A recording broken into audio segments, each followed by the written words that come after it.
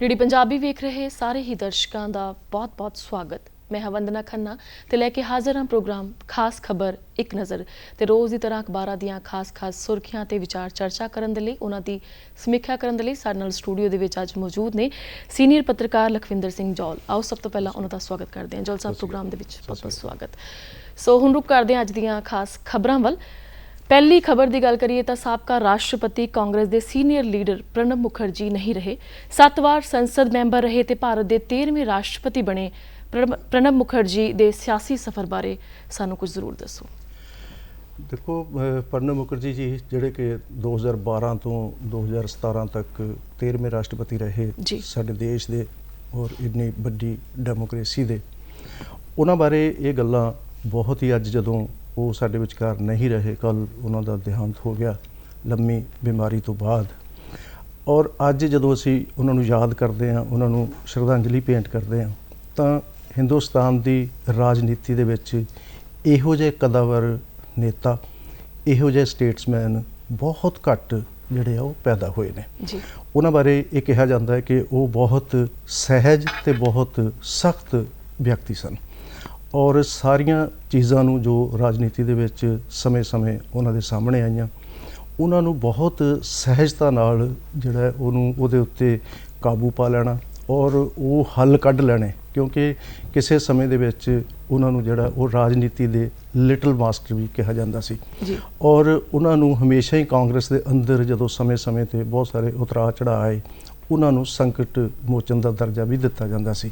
मतलब वो हर संकट नूं जिहड़ा वो किसी ना किसी तरह हल कर लेंदे सी। और कल मैं देख रहा सी कि जिहड़े पुराने आगू उन्हां नूं श्रद्धांजलि भेंट कर रहे सी, वो सारिਆਂ ਦੀ ਜ਼ੁਬਾਨ ਤੇ ਇੱਕੋ ਗੱਲ ਸੀ कि जदों कदे उन्हां नूं कोई समस्या आई, चाहे वो संसदी मामलों के संदर्भ में होवे, चाहे वो मंत्रालयों के संदर्भ में होवे, तो वो हमेशा जिहड़ा प्रणब दा तो सलाह लैंदे सी, मशवरा लैंदे सी। और ये विडंबना सी उन्हां दी मतलब जिंदगी दी कि लगभग 2 बारी वो इस देश के प्रधानमंत्री हुंदे हुंदे जिहड़े वो आखिरी समय के उत्ते राजनीतिक उथल पुथल इस तरह के होए कि वो रह गए। और ख़ास तौर पर उदों जदों वो 82 तो लैके जिहड़ा वो इस देश के जिहड़े वो फाइनांस मिनिस्टर सीगे, उस वेले उन्हां दी सब तो ज़्यादा पैंठ जिहड़ी है उस वेले लोगों के सामने आई। हालांकि उन्होंने बहुत सारे मंत्रालयों दे विच मुखी वजों काम किया, जिहदे विच डिफेंस भी है, जिहदे विच विदेश भी है, जिहदे विच कमर्स मंत्रालय भी है। और जदों वो वित्त मंत्री सी ते उस वेले दा जिहड़ा उन्हां दा भाषण सीगा पार्लीमेंट दे विच, उस भाषण नूं ये समझा जाता है क्योंकि कद दे वो छोटे सीगे कि सब तो छोटे वित्त मंत्री दा सब तो लंबा ते वधिया भाषण ये उन्हें संज्ञा दी गई सी। ते 1984 दे उन्हां दे जिहड़ा वित्त मंत्रालय दा उन्हां दा जो कार्यकाल सी, उन्होंने दुनिया भर के वधिया वित्त मंत्रियों वजों उन्हां नूं अवार्ड भी दिता गया सी। और जे हुण असीं उन्हां दी शख्सियत दा लेखा जोखा करते हैं तो वो जितों तक अपने राजनीतिक सफ़र दे विच जिथे उन्होंने बहुत सारिया इस तरह दी चीज़ों नूं झेलना पिया कि वो बहुत उच्च अहुदियां ते जांदे जांदे जिहड़े वो रह गए। उहदे विच एक दौर ये भी आया जदों 1984 च जदों इंदिरा गांधी तो बाद नवा प्रधानमंत्री चुनने की गल आई, तो जदों राजीव गांधी ते गुणा पै गया तो उस वेले वो काफ़ी निराश भी हुए। और देश दीयां राजनीतिक हालतां दे विच ये गल बहुत जिहड़ी वो तिखी तरह जिहड़ी वो सामने भी आई कि असल दे विच प्रणब मुखर्जी नूं प्रधानमंत्री बनाया जाना चाहिदा सी। ते उस वेले राष्ट्रपति ज्ञानी जैल सिंह जी सन, पर उन्होंने राजीव गांधी नूं बुला के उन्होंने सौं चुकवा दी। और इस गल तो बाद फिर वो थोड़ा नाराज़ भी हुए कांग्रेस नाल, उन्होंने एक वक्री पार्टी भी बनाई, पर फिर जिहड़ा वो प्रधानमंत्री राजीव गांधी नाल उन्हां दा पैचअप हो गया। और उस तो बाद वो योजना कमिशन के बाद दे विच जदों नरसिम्हा राव बने प्रधानमंत्री 91-92 तो बाद, तो फिर वो योजना कमिशन के उपाध्यक्ष भी रहे। मतलब इन्ने अहुदियां दे उत्ते काम करना और आखिरकार जिहड़ा एक स्टेट्समैन वजों अपने आप को स्थापित करना, और हुण राष्ट्रपति बनने तो बाद भी उन्हां दा जो जिस तरह का जीवन रहा उहदे विच वो सर्व प्रमाणित नेता वजों जाने गए। और पिछले समय दे विच तुसीं देखिया होना कि गल ये है कि 12 तो लैके 17 तक का समा जिहड़ा वो इस तरह का समा सी कि जदों उन्हां नूं बिल्कुल विपरीत परिस्थितियों दे विच राष्ट्रपति पद दे विच जिहड़ा वो अपना कार्य करना पिया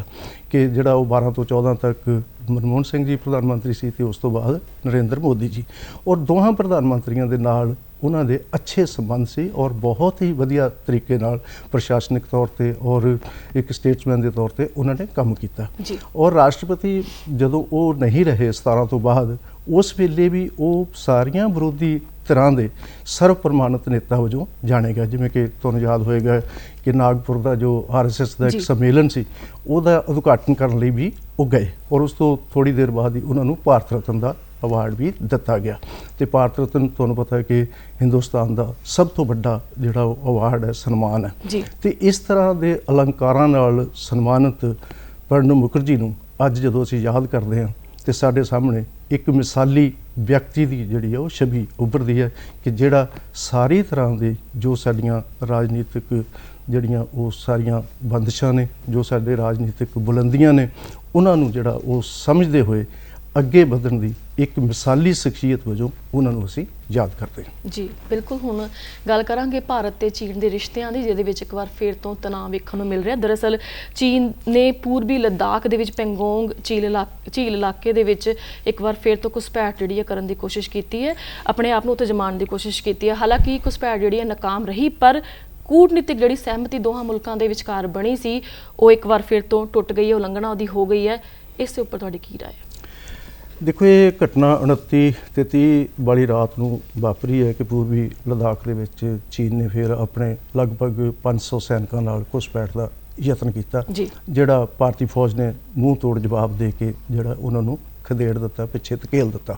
ਲੇਕਿਨ ਚੀਨ ਦੇ ਵਿਦੇਸ਼ ਮੰਤਰਾਲੇ ਨੇ ਕਿਹਾ ਕਿ ਇਹ ਗੱਲ ਸਹੀ ਨਹੀਂ ਹੈ, ਅਸੀਂ ਇੱਦਾਂ ਦਾ ਕੋਈ ਯਤਨ ਨਹੀਂ ਕੀਤਾ, ਅਸੀਂ ਆਪਣੇ ਹੀ ਇਲਾਕੇ ਦੇ ਵਿੱਚ ਆਪਣੀ ਮਸ਼ਕ ਕਰ ਰਹੇ ਸੀ, ਅਸੀਂ ਹਿੰਦੁਸਤਾਨ ਦੇ ਕਿਸੇ ਇਲਾਕੇ ਵਿੱਚ ਘੁਸਪੈਠ ਦੀ ਨਾ ਕੋਸ਼ਿਸ਼ ਕੀਤੀ ਹੈ ਤੇ ਨਾ ਅਸੀਂ ਜਿਹੜਾ ਉਹ ਗਏ ਹਾਂ। ਇਹ ਗੱਲਾਂ ਜਿਹੜੀਆਂ ਨੇ ਕਹਿਣ ਦੀਆਂ ਅਸਲ ਵਿੱਚ ਹੋਰ ਨੇ ਤੇ ਅਸਲ 'ਚ ਕਰਨ ਦੀਆਂ ਹੋਰ ਨੇ। ਚੀਨ ਪਿਛਲੇ ਲੰਮੇ ਸਮੇਂ ਤੋਂ, ਜਦੋਂ ਤੋਂ ਮਤਲਬ 1962 ਤੋਂ ਲੈ ਕੇ ਜਿਹੜਾ ਉਹ 2020 ਤੱਕ ਜੇ ਅਸੀਂ ਲੇਖਾ ਜੋਖਾ ਕਰੀਏ ਤੇ ਚੀਨ ਸਮੇਂ-ਸਮੇਂ ਇਸ ਤਰ੍ਹਾਂ ਦੀਆਂ ਹਰਕਤਾਂ ਕਰਦਾ ਰਹਿੰਦਾ ਹੈ ਕਿ ਕਦੇ ਨਾ ਕਦੇ ਜਿਹੜਾ ਉਹ ਕਿਸੇ ਨਾ ਕਿਸੇ ਜਿਹੜੇ ਉਹ ਏਰੀਏ ਦੇ ਵਿੱਚ, ਕਿਸੇ ਨਾ ਕਿਸੇ ਇਲਾਕੇ ਦੇ ਵਿੱਚ ਘੁਸਪੈਠ ਕਰਕੇ, ਕਿਉਂਕਿ ਇਹ ਇਲਾਕਾ ਜਿਹੜਾ ਇਸ ਪਾਸੇ ਵਾਲਾ ਇਲਾਕਾ ਲੱਦਾਖ ਤੋਂ ਅੱਗੇ ਤੱਕ ਦਾ ਇਲਾਕਾ, ਇਹ ਅਸਲ ਦੇ ਵਿੱਚ ਸਾਡਾ ਫਿਰ ਪਾਕਿਸਤਾਨ ਨਾਲ ਵੀ ਮਿਲਦਾ ਇਲਾਕਾ ਤੇ ਚੀਨ ਤੇ ਪਾਕਿਸਤਾਨ ਦੀ ਜਿਹੜੀ ਮਿਲੀ ਭੁਗਤ ਹੈ ਉਹ ਵੀ ਵਾਰ-ਵਾਰ ਜਿਹੜੀ ਹੈ ਉਹ ਸਾਹਮਣੇ ਆਉਂਦੀ ਹੈ। ਕਿ ਦੂਸਰੀ ਗੱਲ ਇਹ ਹੈ ਕਿ ਕੌਮਾਂਤਰੀ ਪੱਧਰ ਦੇ ਉੱਤੇ ਜਿਹੜਾ ਅਮਰੀਕਾ ਨਾਲ ਸਾਡੀ ਦੋਸਤੀ ਜਿਹੜੀ ਹੈ ਉਹਦੇ ਕਰਕੇ ਵੀ ਸ਼ਾਇਦ ਜਿਹੜਾ ਉਹ ਬੁਖਲਾਇਆ ਹੋਇਆ ਚੀਨ, ਇਸ ਕਰਕੇ ਵਾਰ-ਵਾਰ ਜਿਹੜਾ ਉਹ ਇਸ ਤਰ੍ਹਾਂ ਦੀਆਂ ਹਰਕਤਾਂ ਕਰਕੇ ਧਿਆਨ ਜਿਹੜਾ ਉਹ ਦੂਸਰੇ ਪਾਸੇ ਹਟਾਉਂਦਾ ਰਹਿੰਦਾ ਔਰ ਭਾਰਤ ਇਹਦੇ ਵਿੱਚ ਜਿਹੜਾ ਉਹ ਇਹਦਾ ਸਹੀ ਜਵਾਬ ਤਾਂ ਦੇ ਰਿਹਾ। ਲੇਕਿਨ ਅਸੀਂ ਪਿਛਲੇ ਸਮੇਂ ਦੇ ਵਿੱਚ ਜਿਹੜਾ ਅਸੀਂ ਇਹ ਫੈਸਲਾ ਜਿਹੜਾ ਉਹ ਕਰ ਰਹੇ ਹਾਂ ਕਿ ਇਹਨੂੰ ਆਰਥਿਕ ਪੱਧਰ ਉੱਤੇ ਪਾਬੰਦੀਆਂ ਲਾ ਕੇ ਨਜਿੱਠਿਆ ਜਾਏ, ਇਹਨੂੰ ਜਿਹੜਾ ਉਹ ਡਿਫੈਂਸ ਦੀ ਪੱਧਰ ਉੱਤੇ ਜਵਾਬ ਦੇ ਕੇ ਕੀਤਾ ਜਾਏ, ਜਾਂ ਕੌਮਾਂਤਰੀ ਤੌਰ ਤੇ ਕੋਈ ਜਿਹੜੀ ਇਸ ਤਰ੍ਹਾਂ ਦੀ ਰਾਏ ਬਣਾ ਕੇ ਇਹਦਾ ਜਿਹੜਾ ਉਹ ਨਿਪਟਾਰਾ ਕੀਤਾ ਜਾਏ। ਕਿਉਂਕਿ ਇਹ ਹਿੰਦੁਸਤਾਨ ਦੀ ਸਰਕਾਰ ਦੀ ਬਹੁਤ ਵੱਡੀ ਜ਼ਿੰਮੇਵਾਰੀ ਬਣਦੀ ਹੈ ਕਿ ਇਹਨਾਂ ਸਾਰੇ ਪੱਧਰਾਂ ਦੇ ਉੱਤੇ ਜਿਹੜਾ ਉਹਨੂੰ ਬਾਚ ਕੇ, ਉਹਨੂੰ ਪੂਰੀ ਤਰ੍ਹਾਂ ਜਿਹੜਾ ਉਹਦਾ ਐਨਾਲਿਸਿਸ ਕਰਕੇ, ਵਿਸ਼ਲੇਸ਼ਣ ਕਰਕੇ, ਔਰ ਜਿੰਨਾ ਚਿਰ ਜਿਹੜਾ ਉਹਨੂੰ ਮੈਂ ਇਹ ਸਮਝਦਾ ਕਿ ਜਿੰਨਾ ਚਿਰ ਚਾਈਨਾ ਨੂੰ ਡਿਫੈਂਸਿਵ ਸਥਿਤੀ ਦੇ ਵਿੱਚ ਨਹੀਂ ਧਕੇਲਿਆ ਜਾਂਦਾ, ਕਿਉਂਕਿ ਉਹ ਅਜੇ ਤੱਕ ਜਿਹੜਾ ਉਹ ਅਗਰੈਸਿਵ ਸਥਿਤੀ ਦੇ ਵਿੱਚ ਹੈ, ਜਦੋਂ ਉਹ ਚਾਹੁੰਦਾ ਹੈ ਕਿ ਉਹ ਇਸ ਪਾਸੇ ਨੂੰ ਜਿਹੜਾ ਉਹ ਪਹਿਲਾਂ ਵੀ ਜਿਹੜਾ ਉਹ ਕੀਤਾ ਗਿਆ ਕੁਝ ਮਹੀਨੇ ਪਹਿਲਾਂ, ਹੁਣ ਫਿਰ ਜਿਹੜਾ ਇਸੇ ਤਰ੍ਹਾਂ, ਔਰ ਇਸ ਦੇ ਬਾਵਜੂਦ ਕਿ ਸਾਰੀ ਦੁਨੀਆ ਜਿਹੜੀ ਹੈ ਉਹ ਕਰੋਨਾ ਮਹਾਮਾਰੀ ਨੂੰ ਝੇਲ ਰਹੀ ਹੈ, ਇਸ ਦੇ ਬਾਵਜੂਦ ਚਾਈਨਾ ਜਿਹੜਾ ਹੈ ਉਹ ਆਪਣੀ ਪ੍ਰਸਾਰਵਾਦੀ ਨੀਤੀ ਤੋਂ ਬਾਜ਼ ਨਹੀਂ ਆ ਰਿਹਾ ਔਰ ਲਗਾਤਾਰ ਪਿਛਲੇ ਜਿਹੜਾ ਉਹ 50-60 ਸਾਲ ਤੋਂ ਇਸ ਪਾਸੇ ਵੱਲ ਉਹ ਕਾਰਜ ਕਰ ਰਿਹਾ ਔਰ ਸਮੇਂ-ਸਮੇਂ ਦੇ ਉੱਤੇ ਜਿਹੜਾ ਆਪਣੀਆਂ ਸਰਹੱਦਾਂ ਦੂਸਰੇ ਪਾਸੇ ਜਿਹੜੀਆਂ ਉਹਦੀਆਂ ਦੂਸਰੇ ਦੇਸ਼ਾਂ ਨਾਲ ਲੱਗਦੀਆਂ ਸਰਹੱਦਾਂ ਜਾਂ ਦੂਸਰੇ ਦੇਸ਼ਾਂ ਨਾਲ ਉਹਦੇ ਸੰਬੰਧ ਹੈ, ਉਹਦੇ ਵਿੱਚ ਵੀ ਚਾਹੇ ਉਹ ਹਾਂਗਕਾਂਗ ਦਾ ਮਸਲਾ ਹੈ, ਚਾਹੇ ਤਿੱਬਤ ਦਾ ਮਸਲਾ ਹੈ, ਉਹਦੇ ਵਿੱਚ ਵੀ ਚਾਈਨਾ ਦੀ ਇਹੋ ਜਿਹੀ ਅਪਰੋਚ ਹੀ ਹੈ ਜਿਹੜੀ ਕਿ ਦੁਨੀਆ ਭਰ ਦੇ ਪੋਲੀਟੀਸ਼ੀਅਨਸ ਨੂੰ, ਕੂਟਨੀਤਿਕਾਂ ਨੂੰ ਸਮਝਣ ਦੀ ਬੇਹੱਦ ਜ਼ਰੂਰਤ ਹੈ ਔਰ ਹਿੰਦੁਸਤਾਨ ਨੂੰ ਇਹ ਚਾਹੀਦਾ ਕਿ ਉਹਨੂੰ ਇਸ ਤਰ੍ਹਾਂ ਮਜਬੂਰ ਕਰਨ, ਭਾਵੇਂ ਕਿ ਅਸੀਂ ਆਰਥਿਕ ਤੌਰ ਉੱਤੇ ਬਹੁਤ ਸਾਰੀਆਂ ਪਾਬੰਦੀਆਂ ਲਗਾ ਰਹੇ ਹਾਂ। ਉਹਦਾ ਜੋ ਇੱਧਰ ਜੋ ਉਹਨਾਂ ਦਾ ਸਮਾਨ ਆਉਂਦਾ ਉਹਦੇ ਉੱਤੇ ਪਾਬੰਦੀਆਂ ਲਾ ਰਹੇ ਹਾਂ, ਜੋ ਇੱਧਰ ਉਹਨਾਂ ਦੀ ਮੈਨੂਫੈਕਚਰਿੰਗ ਹੁੰਦੀ ਸੀ ਉਹਦੇ 'ਤੇ ਪਾਬੰਦੀਆਂ ਲਾ ਰਹੇ ਹਾਂ, ਉਹਨਾਂ ਦਾ ਸਮਾਨ ਵਿਕਣ 'ਤੇ ਪਾਬੰਦੀਆਂ ਲਗਾ ਰਹੇ ਹਾਂ। ਲੇਕਿਨ ਇਸ ਦੇ ਬਾਵਜੂਦ ਸਰਹੱਦਾਂ ਉੱਤੇ ਉਹਨੂੰ ਡਿਫੈਂਸਿਵ ਕਰਨਾ ਵੀ ਉਨਾ ਹੀ ਜ਼ਰੂਰੀ ਹੈ ਜਿੰਨਾ ਜਿਹੜਾ ਉਹ ਆਰਥਿਕ ਤੌਰ 'ਤੇ ਉਹਨੂੰ ਨਿਸਲ ਕਰਨਾ। ਜੀ ਬਿਲਕੁਲ, ਅਗਲੀ ਖਬਰ ਜਿਹੜੀ ਹੈ ਉਹ ਭਾਰਤ ਦੀ GDP ਦੇ ਨਾਲ ਸੰਬੰਧਿਤ ਹੈ। ਕਰੋਨਾ ਦੇ ਨਾਲ ਨਜਿੱਠਣ ਦੇ ਲਈ ਲੋਕਡਾਊਨ ਲਾਇਆ ਗਿਆ, ਪਰ ਇਸ ਦੇ ਬਹੁਤ ਹੀ ਉਲਟ ਅਸਰ ਜਿਹੜੇ ਨੇ ਉਹ GDP ਤੇ ਵੇਖਣ ਨੂੰ ਮਿਲੇ ਨੇ। ਗੱਲ ਕਰੀਏ GDP ਦੇ ਤਾਂ 24 ਸਾਲਾਂ ਦੇ ਵਿੱਚ ਸਭ ਤੋਂ ਵੱਧ ਗਿਰਾਵਟ ਜਿਹੜੀ ਹੈ ਇਸ ਸਾਲ GDP ਯਾਨੀ ਕਿ ਗ੍ਰੋਸ ਡੋਮੈਸਟਿਕ ਪ੍ਰੋਡਕਸ਼ਨ ਦੇ ਵਿੱਚ ਦਰਜ ਕੀਤੀ ਗਈ ਹੈ। ਕਿਵੇਂ ਵੇਖਦੇ ਹੋ ਇਸ ਖਬਰ ਨੂੰ? ਹਾਂ, ਲਗਭਗ 40 ਸਾਲਾਂ ਦੀ ਸਭ ਤੋਂ ਮਤਲਬ ਇਸ ਤਰ੍ਹਾਂ ਦੀ ਗਰੋਥ ਜਿਹੜੀ ਹੈ, ਡਿਕਲਾਈਨ ਜਿਹੜਾ ਇੰਨਾ ਪਿਛਲੇ 40 ਸਾਲਾਂ 'ਚ ਕਦੇ ਨਹੀਂ ਆਇਆ ਸੀ ਜਿੰਨਾ ਮਤਲਬ ਇਹ ਆਇਆ -2-3% ਜਿਹੜਾ। ਔਰ ਇਹਦੇ ਵਿੱਚ ਇਹ ਹੈ ਕਿ ਵੈਸੇ ਤਾਂ ਸਾਰੀ ਦੁਨੀਆ ਦੇ ਵਿੱਚ ਹੀ ਇਸ ਵੇਲੇ ਜਿਹੜਾ, ਕਿਉਂਕਿ ਸਾਰੀਆਂ ਜਿਹੜੀਆਂ ਉਹ ਸਨਅਤਾਂ ਬੰਦ ਨੇ, ਸਾਰੀ ਜਿਹੜੀ ਹੈ ਹੋਰ ਬਹੁਤ ਸਾਰੇ ਜਿੰਨੇ ਵੀ ਸਾਡੇ ਜਿਹੜੇ ਉਹ ਪ੍ਰੋਡਕਟਿਵਿਟੀ ਦੀਆਂ ਸਰਗਰਮੀਆਂ ਨੇ ਉਹ ਅਸਲ ਦੇ ਵਿੱਚ ਬੰਦ ਨੇ ਜਾਂ ਬਹੁਤ ਅੰਸ਼ਕ ਰੂਪ ਦੇ ਵਿੱਚ ਚੱਲ ਰਹੀਆਂ। ਇਸ ਕਰਕੇ ਇਹ ਗੱਲ ਬਹੁਤ ਹੀ ਮਤਲਬ ਲੱਗਦੀ ਆਖਰਕਾਰ ਇਸ ਉਹਦੀ ਸੁਭਾਵਿਕ ਗੱਲ ਹੈ। ਲੇਕਿਨ ਫਿਰ ਵੀ ਵਿਰੋਧੀਆਂ ਨੂੰ ਔਰ ਸਾਡੀ ਆਰਥਿਕਤਾ ਦੇ ਮਾਹਰਾਂ ਨੂੰ ਇਹ ਗੱਲ ਕਹਿਣ ਦਾ ਮੌਕਾ ਜ਼ਰੂਰ ਮਿਲ ਗਿਆ ਕਿ ਇਹ ਡਿਕਲਾਈਨ ਜਿਹੜਾ ਆ ਇਹਦੇ ਉੱਤੇ ਇਹਨੂੰ ਘਟਾਇਆ ਜਾ ਸਕਦਾ ਸੀ ਜੇ ਅਸੀਂ ਸਹੀ ਪਾਲਿਸੀਜ਼, ਸਹੀ ਨੀਤੀਆਂ ਅਪਣਾਉਂਦੇ। ਲੇਕਿਨ ਗੱਲ ਇਹ ਹੈ ਕਿ ਇਸ ਤਰ੍ਹਾਂ ਹੁਣ ਜਿਵੇਂ ਕਿ ਅਨਲੌਕ ਜਿਹੜਾ ਉਹ 4 ਦੀ ਸਥਿਤੀ ਚੱਲ ਰਹੀ ਹੈ, ਉਹਦੇ ਵਿੱਚ ਬਹੁਤ ਕੁਝ ਜਿਹੜਾ ਉਹ ਨਵਾਂ ਸ਼ੁਰੂ ਕਰ ਦਿੱਤਾ ਗਿਆ ਕਿਉਂਕਿ ਪਿਛਲੇ 3 ਮਹੀਨੇ ਦਾ ਇਹ ਜਿਹੜਾ ਉਹ ਡਾਟਾ ਹੈ। ਔਰ ਇਹਦੇ ਵਿੱਚ ਵੀ ਖਾਸ ਤੌਰ 'ਤੇ ਸਭ ਤੋਂ ਵੱਡਾ ਰੋਲ ਜਿਹੜਾ ਉਹ ਪਹਿਲੇ ਮਹੀਨੇ ਦਾ, ਜਿਹਨੂੰ ਆਪਾਂ ਅਪ੍ਰੈਲ ਦਾ ਮਹੀਨਾ ਕਹਿੰਦੇ ਆ, ਕਿ ਸਭ ਤੋਂ ਵਧੇਰੇ ਡਿਕਲਾਈਨ ਜਿਹੜਾ ਉਸ ਮਹੀਨੇ ਦੇ ਵਿੱਚ ਹੋਇਆ। ਔਰ ਜੇ ਇਹਦੀ ਐਨਾਲਿਸਿਸ ਕਰੀਏ, ਇਹਦੀ ਸਟੱਡੀ ਕਰੀਏ ਤਾਂ ਮਈ ਦੇ ਮਹੀਨੇ ਵਿੱਚ ਇਹ ਡਿਕਲਾਈਨ ਥੋੜ੍ਹਾ ਘਟ ਜਾਂਦਾ ਹੈ ਤੇ ਜੂਨ ਦੇ ਵਿੱਚ ਆ ਕੇ ਇਹ ਹੋਰ ਵੀ ਘਟ ਜਾਂਦਾ ਹੈ। ਜਿਹਦਾ ਮੈਂ ਇਹ ਕਹਿਣਾ ਚਾਹੁੰਦਾ ਹਾਂ ਕਿ ਅਸਲ ਦੇ ਵਿੱਚ ਜਿਵੇਂ ਜਿਵੇਂ ਸਥਿਤੀ ਜਿਹੜੀ ਹੈ ਉਹ ਅਨਲੌਕ ਹੋ ਰਹੀ ਹੈ, ਜਿਵੇਂ ਜਿਵੇਂ ਸਨਅਤਾਂ ਜਿਹੜੀਆਂ ਉਹ ਵਰਕ ਕਰਨਾ ਸ਼ੁਰੂ ਕਰ ਰਹੀਆਂ, ਜਿਵੇਂ ਜਿਵੇਂ ਆਵਾਜਾਈ ਸ਼ੁਰੂ ਹੋ ਰਹੀ ਹੈ, ਟਰਾਂਸਪੋਰਟ ਸ਼ੁਰੂ ਹੋ ਰਹੀ ਹੈ, ਫੈਕਟਰੀਆਂ ਸ਼ੁਰੂ ਹੋ ਰਹੀਆਂ, ਉਵੇਂ ਉਵੇਂ ਇਹ ਡਿਕਲਾਈਨ ਜਿਹੜਾ ਇਹ ਘਟਦਾ ਜਾ ਰਿਹਾ। ਤੇ ਸਾਨੂੰ ਇਹ ਉਮੀਦ ਕਰਨੀ ਚਾਹੀਦੀ ਹੈ ਕਿ ਆਉਣ ਵਾਲੇ ਸਮੇਂ ਦੇ ਵਿੱਚ, ਕਿਉਂਕਿ ਹੁਣ ਦੂਸਰੀ ਤਿਮਾਹੀ ਵੀ ਪੂਰੀ ਹੋਣ ਵਾਲੀ ਹੈ, ਦੂਸਰੇ ਜਿਹਨੂੰ ਆਪਾਂ ਕਹਿੰਦੇ ਕਿ ਜੁਲਾਈ ਅਗਸਤ ਦੇ ਮਹੀਨੇ ਨਿਕਲ ਗਏ ਨੇ ਤੇ ਸਤੰਬਰ ਦਾ ਆਖਰੀ ਮਹੀਨਾ ਸ਼ੁਰੂ ਹੋ ਰਿਹਾ। ਜਦੋਂ ਸਤੰਬਰ ਦੇ ਅਖੀਰ ਦੇ ਵਿੱਚ ਅੰਕੜੇ ਆਉਣਗੇ ਤੇ ਮੇਰਾ ਖਿਆਲ ਹੈ ਕਿ ਇਹਦੇ ਉੱਤੇ ਕਾਫੀ ਜਿਹੜਾ ਉਹ ਕਾਬੂ ਪਾ ਲਿਆ ਜਾਏਗਾ। ਔਰ ਜਾਂ ਕਹਿ ਲਓ ਕਿ ਇਸ ਤਰ੍ਹਾਂ ਦੀ ਤਮੰਨਾ ਰੱਖਣੀ ਚਾਹੀਦੀ ਹੈ ਕਿ ਜਾਂ ਇਸ ਤਰ੍ਹਾਂ ਦੀ ਆਸ ਰੱਖਣੀ ਚਾਹੀਦੀ ਹੈ ਕਿ ਆਉਣ ਵਾਲਾ ਸਮਾਂ ਜਿਹੜਾ ਉਹ ਜ਼ਰੂਰ ਠੀਕ ਸਮਾਂ ਹੋ ਜਾਏਗਾ ਜੇ ਸਰਕਾਰ ਦੀਆਂ ਨੀਤੀਆਂ ਇਸ ਪਾਸੇ ਨੂੰ ਜ਼ਿਆਦਾ ਕਾਰਗਰ ਸਿੱਧ ਹੋ ਗਈਆਂ। ਜੀ, ਇਸ ਦੇ ਨਾਲ ਹੀ ਗੱਲ ਕਰੀਏ GST ਮੁਆਵਜ਼ੇ ਦੀ, ਤਾਂ ਕੇਂਦਰ ਨੇ ਹਾਲ ਹੀ ਦੇ ਵਿੱਚ ਸੂਬਿਆਂ ਨੂੰ ਬਦਲ ਦਿੱਤਾ ਸੀ ਕਿ ਉਹ ਕਰਜ਼ਾ ਲੈ ਲੈਣ। ਪੰਜਾਬ ਦੀ ਗੱਲ ਕਰੀਏ ਤਾਂ ਪੰਜਾਬ ਦੇ ਵਿੱਤ ਮੰਤਰੀ ਮਨਪ੍ਰੀਤ ਬਾਦਲ ਨੇ ਇਸ ਬਦਲ ਨੂੰ ਰੱਦ ਕਰ ਦਿੱਤਾ। ਉਹਦੇ ਨਾਲ ਹੀ ਕੇਰਲ ਦੇ ਵਿੱਚ ਜਿਹੜੇ ਵਿਰੋਧ ਦੇ ਸੁਰ ਨੇ ਉਹ ਉੱਚੇ ਉੱਠ ਰਹੇ ਨੇ। ਕਿਵੇਂ ਵੇਖਦੇ ਹੋ ਇਸ ਖਬਰ ਨੂੰ? ਦੇਖੋ, ਗੱਲ ਇਹ ਹੈ ਕਿ GST ਦੀ ਜੋ ਮੂਲ ਭਾਵਨਾ ਆ ਅਸਲ ਦੇ ਵਿੱਚ ਉਹਦੇ ਉੱਪਰ ਵੀ ਕਿੰਤੂ ਪ੍ਰੰਤੂ ਜਿਹੜੇ ਉਹ ਬਾਅਦ ਵਿੱਚ ਸ਼ੁਰੂ ਹੋ ਗਏ ਸੀ ਜਦੋਂ ਇਹ ਜਿਹੜਾ ਉਹ GST ਲਾਅ ਜਿਹੜਾ ਇਹ ਲਾਗੂ ਹੋ ਗਿਆ ਸੀਗਾ ਪਿਛਲੇ ਕੁਝ ਸਾਲ ਪਹਿਲਾਂ। ਅਸਲ ਦੇ ਵਿੱਚ ਇਹ ਹੈ ਕਿ ਇਹ ਜਿਹੜਾ ਸਿਸਟਮ ਹੈ ਕਿ ਜਿਹੜਾ ਸਾਰੇ ਦੀ ਸਾਰਾ ਜਿਹੜਾ ਕਰ ਉਗਰਾਈ ਹੈ ਉਹ ਪਹਿਲਾਂ ਕੇਂਦਰ ਦੇ ਜਿਹੜਾ ਉਹ ਪੂਲ ਦੇ ਵਿੱਚ ਜਾਏਗੀ ਤੇ ਕੇਂਦਰ ਫਿਰ ਅੱਗੋਂ ਜਿਹੜਾ ਹੈ ਉਹ ਵਾਪਸ ਜਿਹੜਾ ਰਾਜਾਂ ਨੂੰ ਦੇਵੇਗਾ। ਇਹਦਾ ਇਹ ਬੁਨਿਆਦੀ ਚੀਜ਼ ਜਿਹੜੀ ਪਹਿਲਾਂ ਮੰਨ ਲਈ ਗਈ ਸੂਬਿਆਂ ਵੱਲੋਂ, ਸ਼ਾਇਦ ਹੁਣ ਸੂਬਿਆਂ ਨੂੰ ਇਸੇ ਗੱਲ ਦਾ ਜਿਹੜਾ ਉਹ ਖਮਿਆਜ਼ਾ ਭੁਗਤਣਾ ਪੈ ਰਿਹਾ ਕਿ ਅਸਲ ਦੇ ਵਿੱਚ ਜਿਵੇਂ ਪਹਿਲਾ ਸਿਸਟਮ ਸੀਗਾ ਕਿ ਜਿਹੜਾ ਉਹ ਟੈਕਸ ਸਾਰੇ ਜਿਹੜੇ ਆ ਉਹ ਸੂਬੇ ਆਪ ਇਕੱਠੇ ਕਰਦੇ ਤੇ ਉਹਦੇ ਵਿੱਚੋਂ 50% ਹਿੱਸਾ ਜਿਹੜਾ ਉਹ ਕੇਂਦਰ ਨੂੰ ਦਿੱਤਾ ਜਾਂਦਾ, ਕਿਉਂਕਿ ਫੈਡਰਲ ਸੰਘੀ ਢਾਂਚੇ ਦੇ ਵਿੱਚ ਇਹ ਬੇਹੱਦ ਜ਼ਰੂਰੀ ਹੁੰਦਾ ਹੈ ਕਿ ਸਟੇਟਸ ਜਿਹੜੀਆਂ ਉਹਨਾਂ ਦਾ ਆਪਣਾ ਜਿਹੜਾ ਨਾ ਉਹ ਮਤਲਬ ਸਿਸਟਮ ਜਿਹੜਾ ਉਹ ਹੋਵੇ, ਉਹ ਫਿਰ ਕੇਂਦਰ ਦੇ ਪੂਲ ਦੇ ਵਿੱਚ ਆਪਣੇ ਪੈਸੇ ਜਮ੍ਹਾਂ ਕਰਾਉਣ। ਪਰ ਇੱਥੇ ਜਿਹੜਾ ਇਹ ਕਿਉਂਕਿ ਇਹ ਗੱਲ ਇੱਕ ਵਾਰੀ ਉਲਟ ਹੋ ਗਈ, ਪਰ ਹੁਣ ਜਦੋਂ ਇਹ ਕਾਨੂੰਨ ਬਣ ਗਿਆ ਤੇ ਹੁਣ ਇਹਨੂੰ ਮੰਨਣਾ ਜਿਹੜਾ ਉਹ ਸੂਬਿਆਂ ਲਈ ਇਹ ਵਾਅਦਾ ਹੋ ਗਿਆ। ਲੇਕਿਨ ਇਹ ਜਿਹੜੀ ਗੱਲ ਹੈ ਕਿ ਜੇ ਤੁਹਾਨੂੰ ਜਿਹੜਾ ਉਹ ਮੁਆਵਜ਼ਾ ਨਹੀਂ ਮਿਲਦਾ ਤੇ ਉਹਦੇ ਲਈ ਤੁਸੀਂ ਕਰਜ਼ਾ ਲੈ ਲਓ ਜਾਂ ਉਹਦੇ ਲਈ ਤੁਸੀਂ RBI ਤੋਂ ਲੈ ਲਓ ਜਾਂ ਹੁਣ ਕਿਹਾ ਗਿਆ ਕਿ ਤੁਸੀਂ ਬਾਜ਼ਾਰ ਵਿੱਚੋਂ ਲੈ ਲਓ, ਮਾਰਕੀਟ ਵਿੱਚੋਂ ਲੈ ਲਓ। ਇਹ ਗੱਲ ਕਿਸੇ ਵੀ ਤਰ੍ਹਾਂ ਸੰਘੀ ਢਾਂਚੇ ਦੇ ਵਿੱਚ ਮੰਨੀ ਨਹੀਂ ਜਾ ਸਕਦੀ। ਔਰ ਪੰਜਾਬ ਦੇ ਵਿੱਤ ਮੰਤਰੀ ਨੇ ਵੀ ਇਹ ਕਿਹਾ ਕਿ ਇਹ ਅਸਲ ਦੇ ਵਿੱਚ ਪੰਜਾਬ ਦੇ ਜਾਂ ਕਹਿ ਲਓ ਜਾਂ ਮਤਲਬ ਸਾਰੀਆਂ ਸਟੇਟਾਂ ਦੇ ਜਿਹੜਾ ਉਹ ਹੱਕਾਂ ਦੇ ਉੱਤੇ ਇੱਕ ਤਰ੍ਹਾਂ ਦੇ ਨਾਲ ਇਹ ਛਾਪਾ ਕਹਿ ਲਓ ਜਾਂ ਮਤਲਬ ਉਹਦੇ ਨਾਲ ਇਹ ਜ਼ਿਆਦਤੀ ਕਹਿ ਲਓ ਕਿ ਅਸਲ ਦੇ ਵਿੱਚ ਇਹ ਹੈ ਕਿ ਪੰਜਾਬ ਜਿਹੜਾ ਕਿ ਪਹਿਲਾਂ ਹੀ ਬਹੁਤ ਬੁਰੀ ਤਰ੍ਹਾਂ ਜਿਹੜਾ ਉਹ ਆਰਥਿਕ ਸੰਕਟ ਵਿੱਚ ਜੂਝ ਰਿਹਾ। ਲੇਕਿਨ ਕੇਂਦਰ ਵੀ ਇਹੀ ਬਹਾਨਾ ਬਣਾਉਂਦਾ ਕਿ ਕੇਂਦਰ ਵੀ ਆਰਥਿਕ ਸੰਕਟ ਨਾਲ ਜੂਝ ਰਿਹਾ, ਇਸ ਕਰਕੇ ਕੇਂਦਰ ਦੇ ਕੋਲ ਜਿਹੜਾ ਉਹ ਸਟੇਟਸ ਨੂੰ ਪੈਸਾ ਦੇਣ ਲਈ ਅਜੇ ਜਿਹੜਾ ਉਹ ਵਕਤ ਚਾਹੀਦਾ ਹੈ ਤੇ